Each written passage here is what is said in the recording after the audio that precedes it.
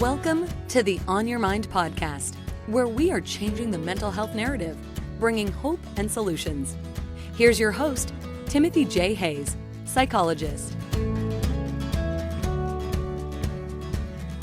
Duncan MacLeod is an author, film director, and musician.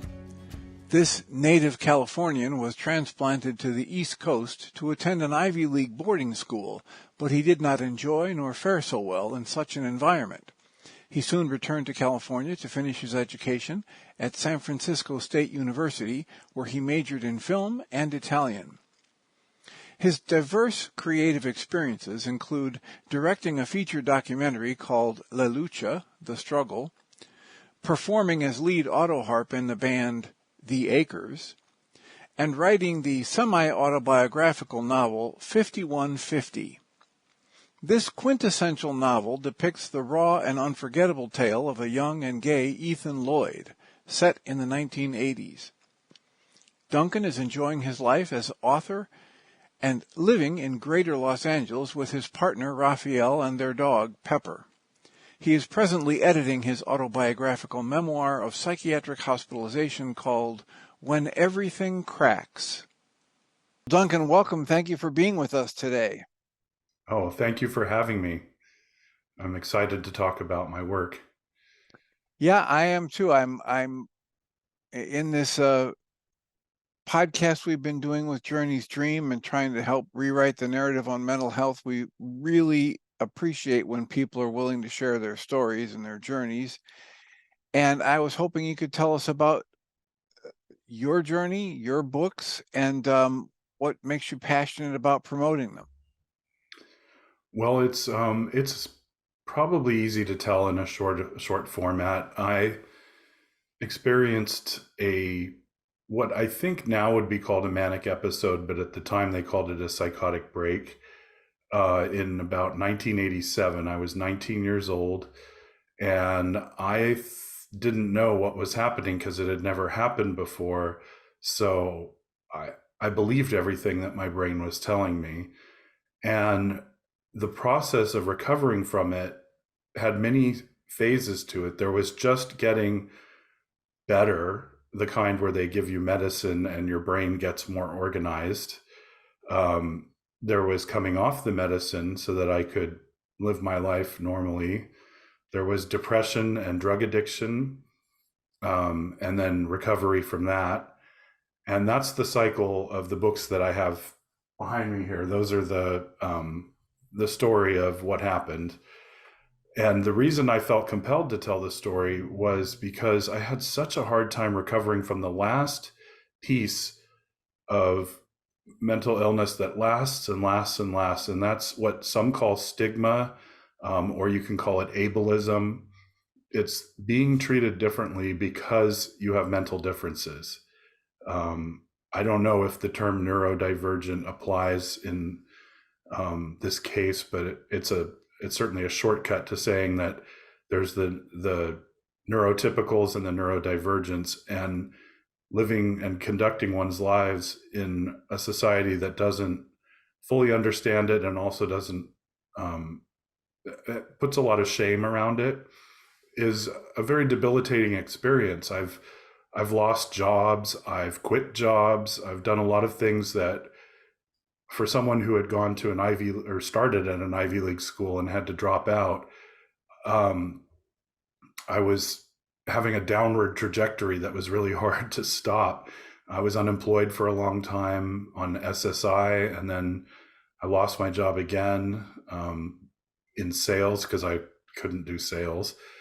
There was a lot of ups and downs in my life, and then I decided, you know what, I need to tell my story. I didn't know why. I just had it in my heart. I knew I was a good writer, had been told so since I was in third grade. And so I thought, well, why don't I try telling this story? And instead of telling it with a typical narrator, telling it in the third person past tense or even the first person past tense, I chose first person present tense, where you, the reader, are experiencing psychosis as it's happening. And it's like a document of what happened and what I thought happened. As you know, from having read what you've read and listened to what you've listened to on the podcast when everything cracks, there's a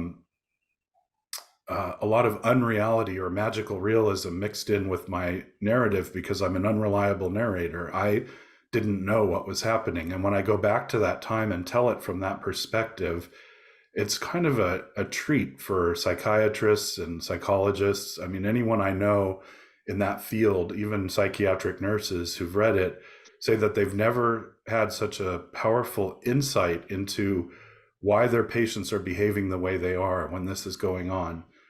Now, I will warn you that I get emotional sometimes talking about this, so it's up to you if you want to include my tears when they happen.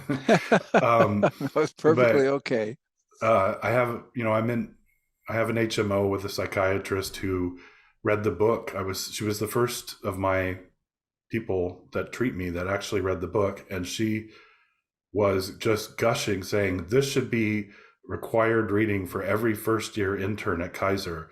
They should just have to read this to understand why their patients are behaving the way they are, because it's so universal. Some of it, there's features to a psychotic break or a manic episode that are universal. And I tell the story from inside, which mostly it's told by doctors from the outside who've witnessed the behavior, but I'm instead someone who was inside pushing out this bizarre information and this weird understanding, knowing where it is at. I thought that the phone company was at AT&T. Just crazy neurological and linguistic breakdown. I shouldn't use the word crazy because that's a bad word now, but it comes out sometimes because it's the only way to really express what was happening. And you asked why I was passionate about it, or at least I think you did. And I'm passionate because I think that this book can help families, friends, doctors, and even patients or people suffering or people who have suffered and are living with stigma, because they'll connect to the story and understand that they weren't the only ones who have been through something like this. I mean, they know they're not. They've been in a hospital probably with other people going through it, but they haven't been able to break inside of those people's minds and understand that their thought processes and mine were very similar in a lot of ways, or the disorganization had an order to it that just wasn't comprehensible to the outside world. So if you would, can you take us back to the levels of or stages of recovery that you talk about and explain each of them a little more, please? Sure. So the first phase of recovery, which is where stigma first appears, is talking to doctors until they believe that you are getting better. And you learn to suppress some of the information that you feel compelled to share until they believe that you're getting better. You may or may not be getting better in their minds, but you're better. You appear more rational. And at that point, in San Francisco in the 80s, I don't know if this is still true, they move you from the hospital to what's called a 3/4 of the way house. It's not a halfway house. It's much more structured. They had an occupational therapist, and I cooked. This is one of those emotional moments. Sorry. That's all right. Just keep breathing. Talk right through it whenever you're ready. Cooking was just this bizarrely grounding way of reconnecting to the earth. And it made me better.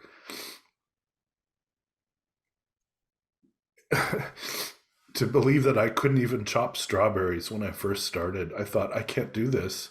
I can't tie my shoes. How can I chop strawberries? I was so disorganized. And yet she gave me this big bowl. It's in the book. And I got all the way through it, which seems like nothing probably to a neurotypical person, but to somebody who's been through such a break from reality, it's it was incredible to me. Excellent. So yeah, that was the beginning of the healing process, was when I started to reconnect and ground. I had been so ungrounded. Um, and gradually things started to make sense. And then I did some stupid things, like I smoked some pot, and I immediately went back into a psychotic state. Like, not quite, it wasn't nearly as bad as what I was before, but I was so paranoid and so afraid, and my breathing was shallow. And I said, I cannot ever smoke this stuff again. And it was true, I couldn't. But I moved from the 3/4 of the way house to the halfway house, and that was um, much less structured. And that's when I started to really heal. I got a job. I was a barista before they called it that, at a sweet shop called Sweet Inspirations in San Francisco. And I was living in a very nice neighborhood in San Francisco, in a mansion that they had turned into a halfway house called Connard House. And it was called the Country Club of the Mental Health System. So I really lucked out when I got in there. And the counselors were great, and they kept telling me, you're fine. You think differently than other people, but that's okay. And that was a good message.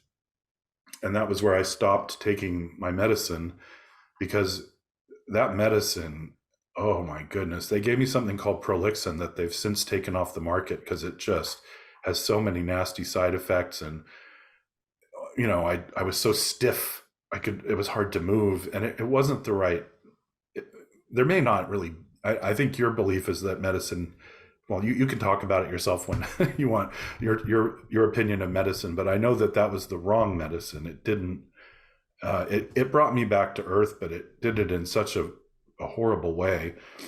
I think lithium might have been more gentle. So I got off the medicine, felt a little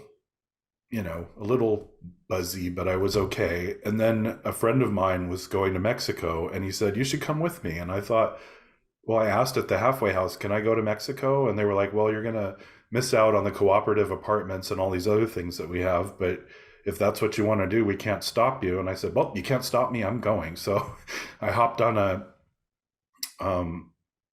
I guess it was a plane to San Diego, caught a bus to Mexicali, and we got on this train called the Burro. And it's this slow train that stops at every station between Mexicali and Guadalajara. And we experienced Mexico in a way I never had. I learned Spanish in high school, and while I was on that train, I learned to speak Spanish, to really speak it and understand it. And it was a really interesting journey. And I wrote my third book, Mexico, here, about that trip. And it has elements of magical realism in it that's much more like a novel, because there's some of the stuff happened to me, or it happened on a different trip to Mexico. These coincidences where I met a priest, and then everyone I met after that asked me if I knew that priest, because they were, oh, he's my cousin, that kind of thing. So I put that into the book because it made sense, even if it was on a different trip from the one I took in 1988. When I got back from Mexico, I met some people who were really into drugs, and I tried a lot of drugs with them. Speed was great for the first hour, and then I just wanted to go to sleep and couldn't. But heroin was better than any mental health drug I'd ever had. It made everything okay. I've done a lot of exploration as to why that might be. I know that I had a lot of trauma as a child, and it quieted all of that part of my nervous system where I have no balance, or I couldn't do a lot of physical activity because I jumped too much, afraid of the ball. It quieted all of that so that I could skateboard around San Francisco. I felt great around people, but as everybody knows, there is a problem with heroin, which is that you get more and more dependent on it and need more and more. And what ended up happening was that through some miracle, I didn't get HIV, but I did get hepatitis C from sharing needles. And I got very sick, and my mom was asking me what's wrong. And I said, well, I think I have hepatitis. And she was like, how did you get that? And I told her, well, I'm doing heroin. So she jumped in and got me into a 5-day detox that was free in San Rafael called Center Point. That place was great, saved my life. And then I started going to 12-step meetings after that. And I did that for about 20 years until I just thought, okay, you're done. You're not going to go back to heroin. And I haven't. So that recovery process was, took a while, but that was when the stigma and the shame really hit home, because part of the recovery process was that I ended up back at the same halfway house with a whole different set of people and friends, but it had changed its focus from mental health to dual diagnosis. And so it was the perfect place for me to live while I was going to school. I was getting SSI. I moved into their cooperative apartments afterwards. And then I moved out onto my own. And the whole time I was going to college, I was learning my third language. I had learned French and Spanish in high school, and then I learned Italian in college. And but when I was in college, and I haven't written about this part yet, there were times when I was desperately ashamed of what was going on with my living situation. People would say, can we come over to your house for study group? And I'd say, no, I'm not. I didn't want to explain why. I would just say, my roommates won't let me have any guests. And they're like, well, trust me, you don't want to come there. And then I tried to drop the subject. I didn't want anyone knowing that I was living with mental illness and that I was recovering from heroin addiction. I did not want that out there because I was so ashamed. Now, these books undo all of that. Even though I wrote them with a character named Ethan, who wasn't Duncan, they were my way of reconciling all these healing processes that I had to go through and work on the last one, which I mentioned is the stigma, shame, dealing with other people's ableism or neurotypical behavior. That I haven't written about that yet. That's another book that I'm working on called The Mental Health First Aid Kit. But I'm sending out proposals for that because it's nonfiction, and I'm going to be getting in touch with people like you. I already have quite a list going of therapists and psychiatrists and others who are willing to talk about how to deal with ableism and what someone recovering from a mental illness can expect in terms of reception, and how open is it that you can be without repercussions. You can certainly be open among your friends, which I found out later. All those college friends that didn't know why I was being so cagey, they know now, and they're totally fine with it. But employers are not so forgiving, I think, or understanding. A lot of employers have unwritten policies that if somebody is found to be dealing with a mental illness, that they've got a limited amount of time before the next round of layoffs, they're top of the list. And that happened to me. And I even said it to their face. But now, is that the kind of an operational definition that you would use for the term ableism that you're using? It's a really good example. It's an unwritten policy. It's against the law. But at the company I worked at, that shall go unnamed, I had a friend who had an episode, and she went to the hospital. And when she came back, she said, I'm so afraid they're going to fire me. And I said, it's against the law. They can't. Well, one day, exactly 2 years to the day after she got out of the hospital, they let her go. No explanation. They just said, we're doing layoffs, but she was the only one laid off. She was doing a perfectly fine job. I think she had to take more sick days than the average person because of mental health days, but they're supposed to accommodate that, and they didn't. And then I had, it was hypomania, but I was just under so much pressure and stress. I was getting my MBA, and I was working for the C-suite at that company, you know, the executives, and under a lot of pressure. And I started to yell at people or just go off like, you know, like too much energy. And my psychiatrist at Kaiser noticed it and said, I'm putting you in partial hospitalization. It's like a day treatment where you're with therapists and psychiatrists all day long. And I had to leave work, and I didn't want to tell them why, but they kept pressing the issue. Why are you doing this? We can't just let you go. And then I said, well, it's for bipolar disorder. And they said, oh. And then they got quiet, scribbled some notes. Saying, okay, you got the time off, go. Of course, we would never stop you. And then 2 years later, they let me go. Luckily, I landed on my feet because they had put me as what they call an implant at a major studio. I was working in entertainment, and I was there, and they needed me so that when they let me go, that company said, we'll pick up the tab, we'll start paying for him. And they gave me kind of a huge pay cut. But I got to stay there. And then I got put into sales again. I was doing IT, and then they moved me back into sales, which I am not good at. I mean, you don't put somebody like me in sales. I have a hard enough time understanding myself, and then trying to understand the needs of another person. Well, It's but a lot of work for me. it's not just that. It's that it takes a certain personality to be good at sales, and there are very few artists and creatives that are good at sales. That's right. I'm doing my best to be good at it. I had my MBA, but it just didn't translate to sales support. And so luckily I got put on an IT project for a while.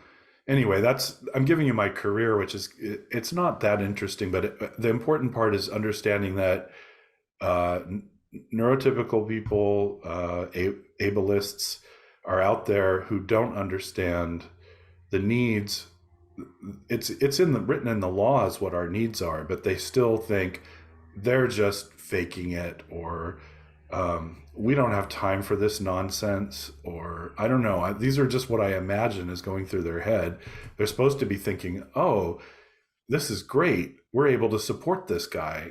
And honestly, the studio that I worked at was able to support me, and they're such a big company, and they're publicly traded, and they're, you know, all eyes on them. So they don't want to, you know, I don't think they do it out of the goodness of their heart. They do it out of the concerns of the stockholders, but at least there's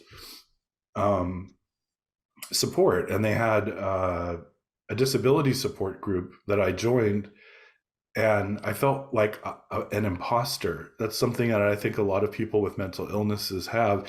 I wasn't in a wheelchair. I didn't have a disability that was visible, except in my behavior. And people take the behavior and just assume that I'm neurotypical and that I'm acting like an asshole or something, which I was. I mean, I don't think I was that bad, but it just, you know, I think differently.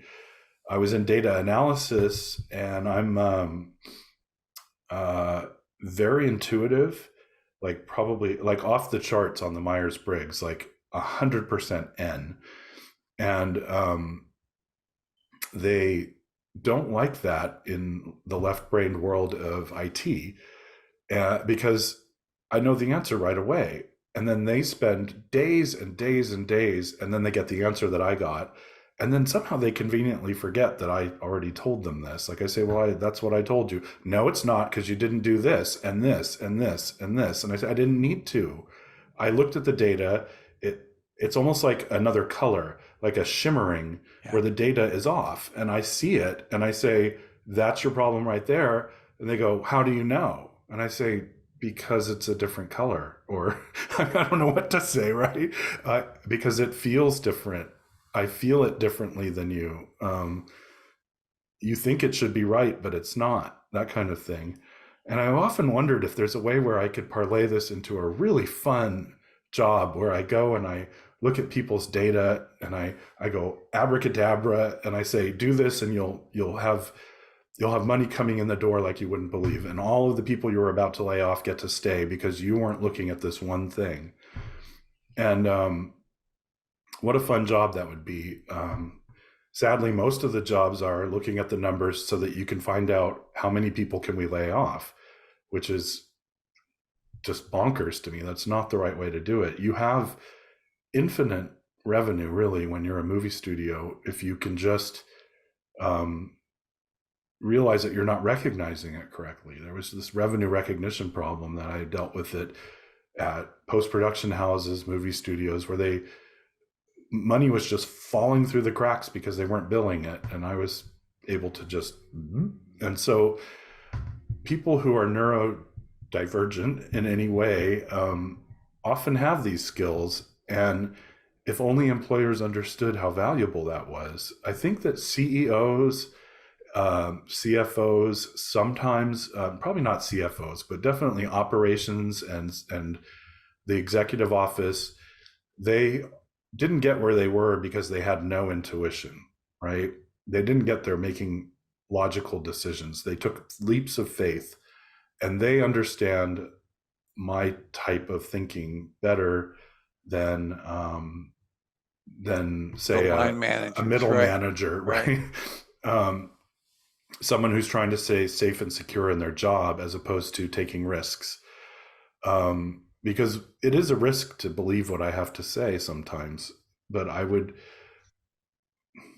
and they don't have to believe it to check it out. So they have to be willing to check it out. Yeah. Yeah.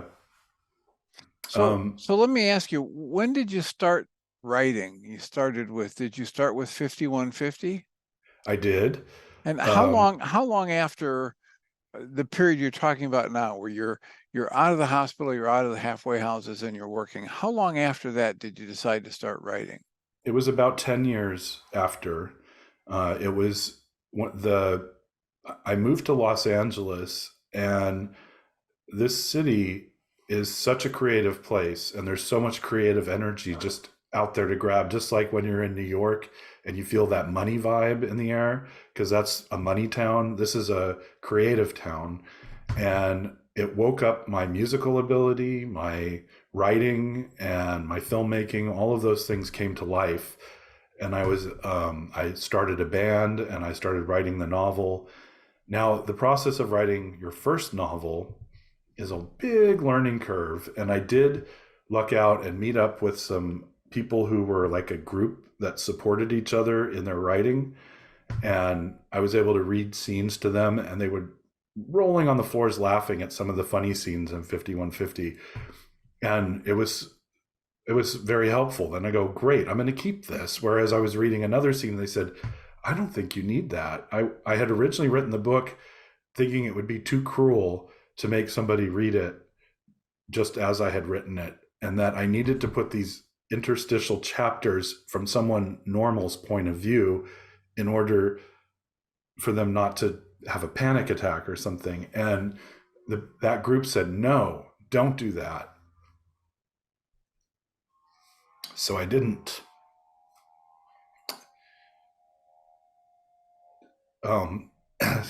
More emotions from left field. I don't know where they're coming from.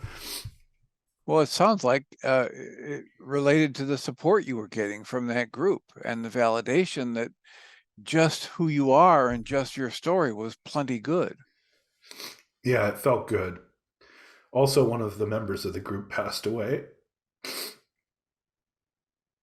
Recently? She was a couple of years ago, but it was during the pandemic, and I didn't get to grieve her properly, so it's probably just a little of that.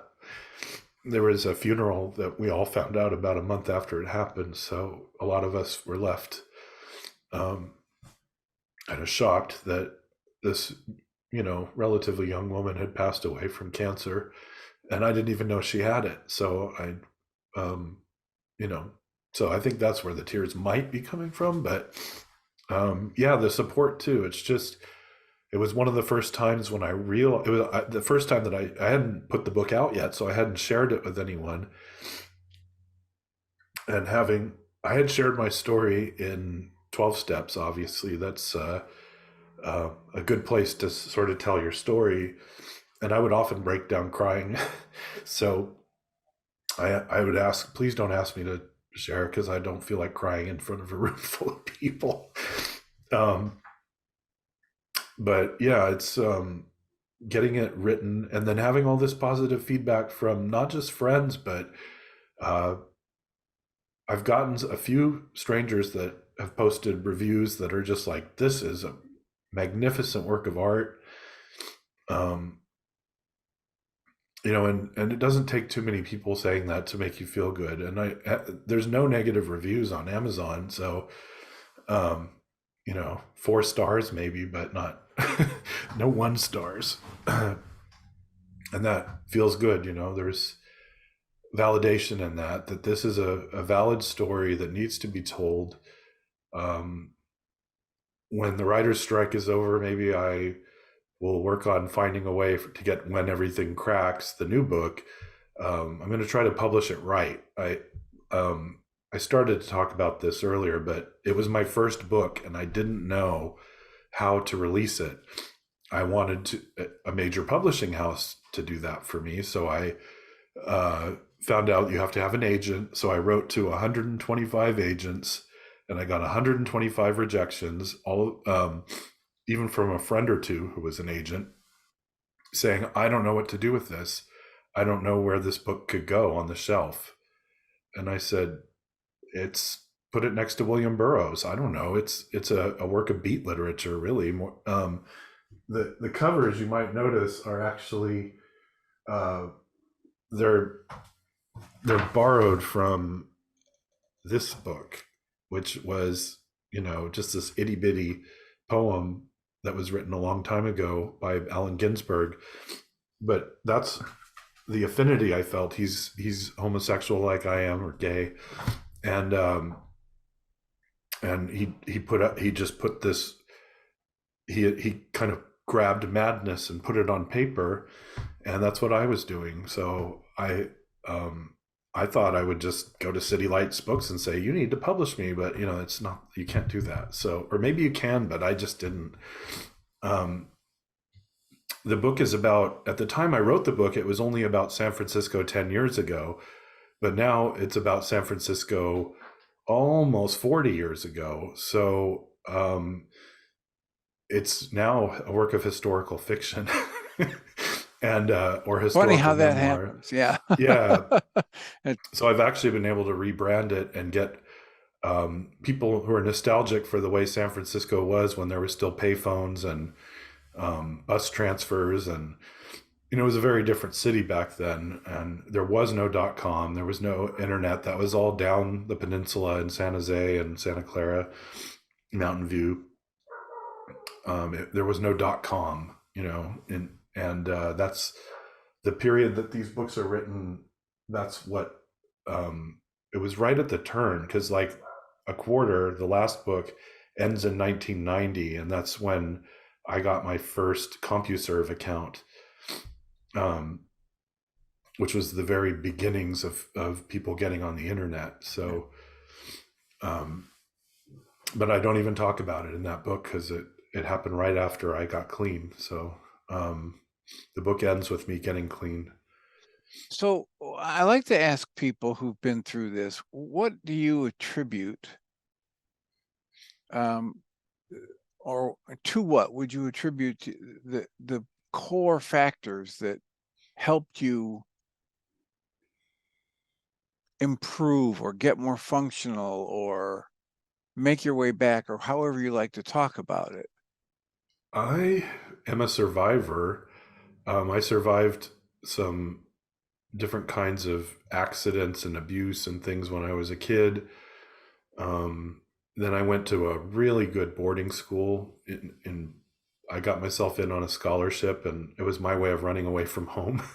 And it was I think it's the best boarding school ever. It's called Concord Academy in Massachusetts, and it's a liberal arts school that was the very first one to have a gay straight alliance about 3 years after I left, but graduated. But it was a very progressive school, and I learned a lot of skills there, including writing. And I had,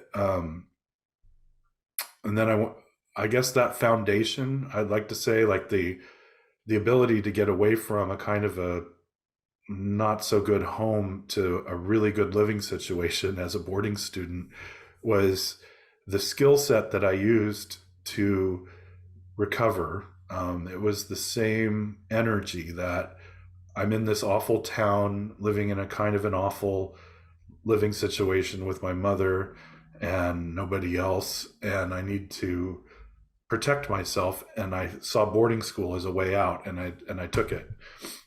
And I think that once I realized, I had a moment of realization, which is in like chapter 16 or something of the book, where I realized I wasn't on a spaceship and I was in San Francisco, because I broke out of the hospital. That's the scene that I read where they were falling on the floor laughing, because it's really funny. But I broke out of the hospital, but only for like 100 yards, and then I got tackled by a cop. But just landing on the ground so hard in San Francisco and seeing San Francisco and not a window of San Francisco, right? Which I said was a screen. I said, you're just projecting that. That's not San Francisco. They would not let us go outside. And when they did, it was on the roof that had high walls because they didn't want us jumping off. So I didn't have any proof that I wasn't on a spaceship, right? So why would I get better? Why would I start thinking? I just thought they were messing with me, So when you get to the end of the book, you'll understand my frustration with all that. And I'm answering a question that was asked a while ago, so I'm not sure if I've strayed. It's one of the factors was that you left home, which wasn't so good, and got into that wonderful boarding school. Yeah. The question was about what primary factors you would think you would attribute your improvement to, your ability to come back from that disorganized state, as you called it, or that psychosis. And then the other question is kind of implied in there is, what gave you the strength, or from what other sources did you tap into to get the strength to overcome the stigma and to be able to talk about this and write about it? It's the same instinct. It's an instinct that I deserve better than what I have. When things have fallen into a state, when I was depressed, which was much of my adulthood, I knew that I deserved not to be depressed, and I sought out therapists and psychiatrists to help me not be depressed. And that medicine worked for a long time, and then it didn't. But yeah, it was just this sort of, I think a lot of people just have a desire to move up Maslow's hierarchy of needs, if you're familiar with that, where like food, shelter, water are at the bottom and self-actualization is at the top. And I wanted that self-actualization. I met so many people in boarding school who were going there, and their parents were there for sure. And I wanted to be there. I wanted to be the best me that I could be. And strung out on heroin was probably among the worst me's that I could be.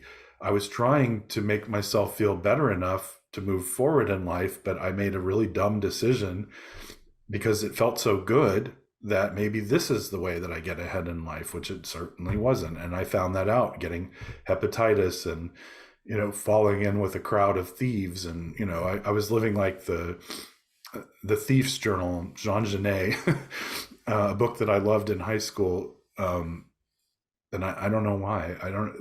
I guess we all have a self-destructive,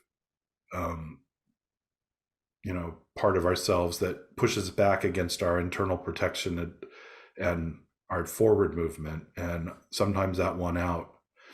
But just like in Hollywood, where the good guy always wins, I just believed that I could get better, and I moved forward with that belief.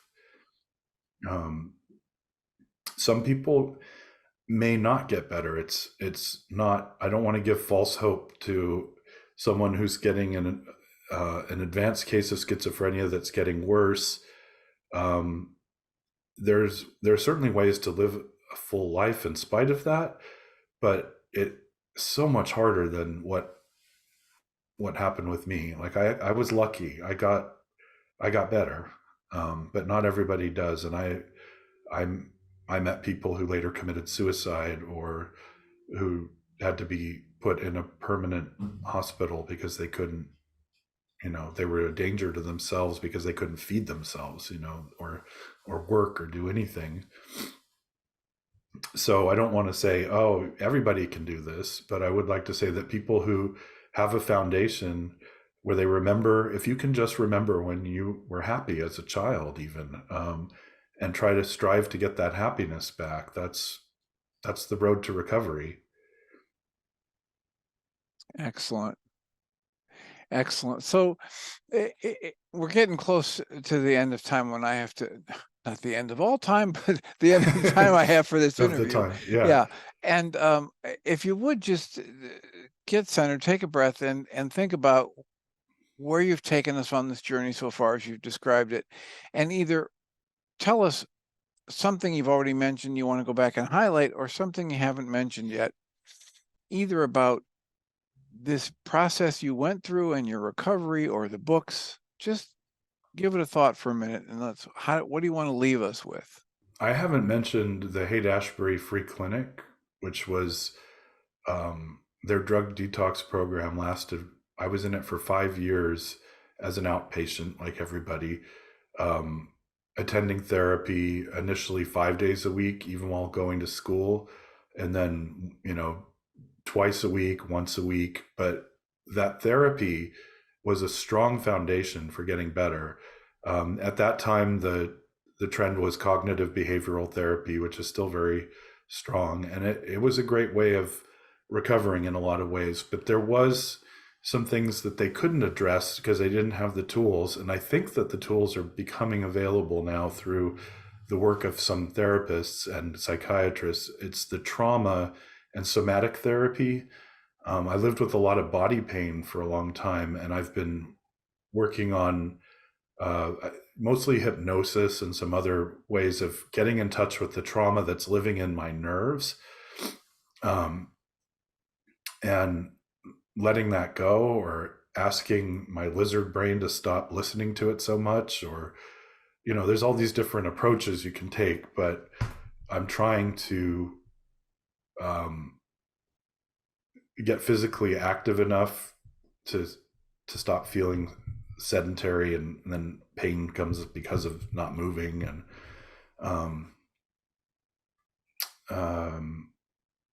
so in a more cohesive way, I can just say that there are many therapies available that are, if I was pushing from below with my foundation that I talked about, they were pulling me up. These were people that want to help, and they wanted me to be better, and they told me I was a good person, and I probably was, but I believe I was now, but I didn't believe it at the time. But they said, no, Duncan, you're a great person, and you're going to get better, and you're going to do great things in the world. And I feel like these books are my contribution to the world. Excellent. I hope people will read them. They're on Amazon. If you type in 5150, you'll get a lot of Van Halen stuff. So you have to type in my name too. Just 5150 Duncan will get you the book. So for people who want to read it, who are watching this podcast. Excellent. Well, I appreciate at many levels your willingness to share this and what it has the potential to do for people who might take advantage of it, read your story and be inspired by it. And I look forward to the finished product of your combining these books in that new format. Oh, yeah. When everything cracks, if you want to start hearing how it sounds, there's a podcast. If you type this in on any of the major hubs for podcasts, it'll pop up. You may have to add my name on some of them, but it's coming into being now. And through the magic of the internet and voice, I can share this story personally, and then there'll be a book for people to buy in just a few months, I think. Excellent. Well, thank you so much for sharing, and the best of luck with the publishing of that. I look forward to reading it when it's finished. Thank you. And thanks for having me on the show. Duncan MacLeod is an author, film director, and musician. This native Californian was transplanted to the East Coast to attend an Ivy League boarding school, but he did not enjoy nor fare so well in such an environment. He soon returned to California to finish his education at San Francisco State University, where he majored in film and Italian. His diverse creative experiences include directing a feature documentary called Lucha, The Struggle, performing as lead auto harp in the band The Acres, and writing the semi-autobiographical novel 5150. This quintessential novel depicts the raw and unforgettable tale of a young and gay Ethan Lloyd, set in the 1980s. Duncan is enjoying his life as author and living in greater Los Angeles with his partner Raphael and their dog Pepper. He is presently editing his autobiographical memoir of psychiatric hospitalization called When Everything Cracks. You've been listening to the On Your Mind podcast, offered by Journey's Dream, where we support people through mental health challenges to a place of true and lasting well-being. If you love our show, we invite you to visit onyourmindpodcast.org to join the conversation, access the show notes, and discover our helpful resources. Thank you for listening.